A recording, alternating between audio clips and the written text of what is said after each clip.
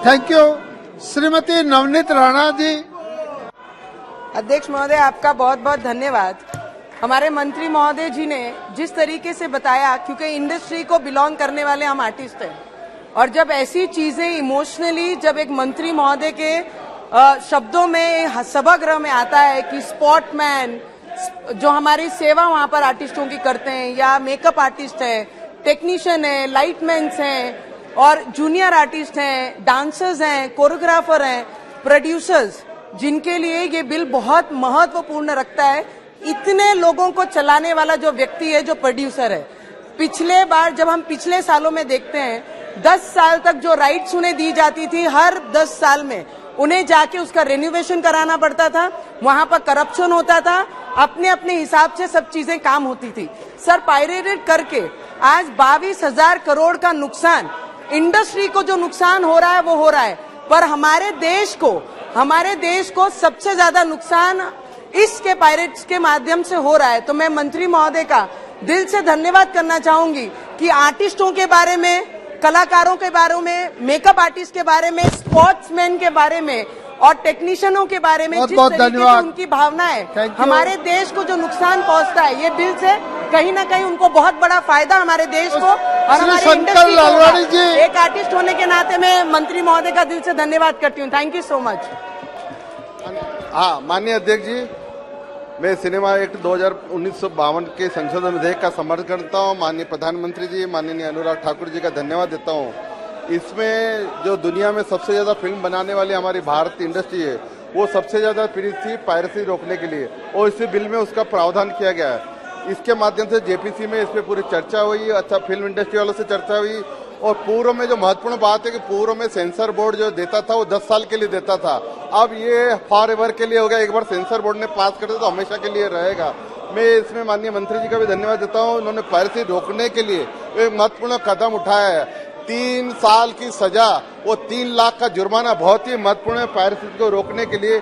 मैं माननीय मंत्री जी से ये भी कहूंगा कि इसमें जो आयु वर्ग आपने दिए उसके लिए भी आपको धन्यवाद। जो 3 आयु वर्ग दिए हैं आपने, 7 वर्ष, 13 वर्ष और 16 वर्ष, ये फिल्म उद्योग के लिए नई क्रांतिकारी। बहुत बहुत धन्यवाद मंत्री जी का धन्यवाद। बहुत बहुत धन्यवाद। अध्यक्ष जी, मैं अपनी तथा अपनी पार्टी शिवसेना की तरफ से सिनेमेटोग्राफ संशोधन बिल 2023 का समर्थन करता हूँ।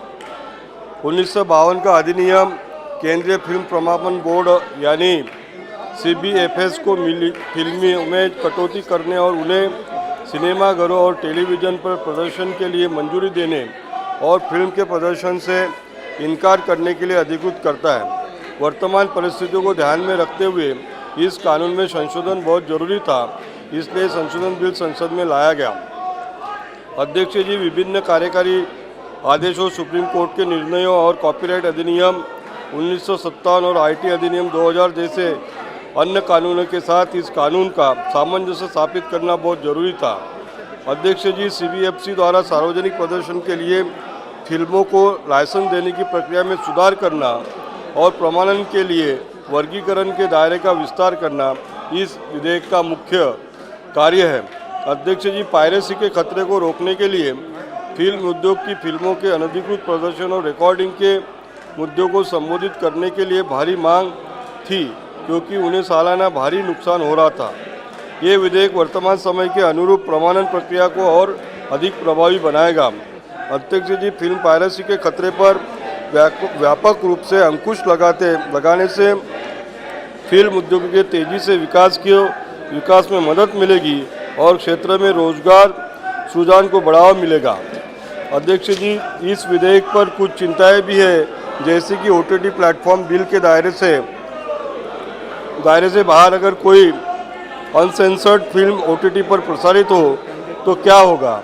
इस पर या तो नियम और विनियम बनाते समय ध्यान रखना जरूरी है, या फिर इस समस्या का समाधान इस विधेयक के माध्यम से होना चाहिए।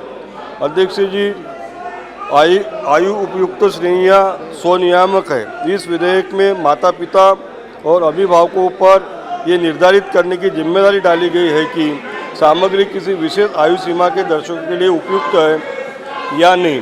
बच्चे बिना माता पिता या अभिभावक की अनुमति से फिल्म देखने चले गए, उस स्थिति में क्या होगा। ये कैसे निर्धारित किया जाएगा कि बच्चों ने माता पिता या अभिभावक से फिल्म देखने की अनुमति ली है? अध्यक्ष जी, ये सर्टिफिकेट फिल्मों को देखने की आयु सीमा विधेयक द्वारा निर्धारित की जानी चाहिए। इस विधेयक का समर्थन करते हुए मैं अपनी बात यही समाप्त करता हूँ। धन्यवाद।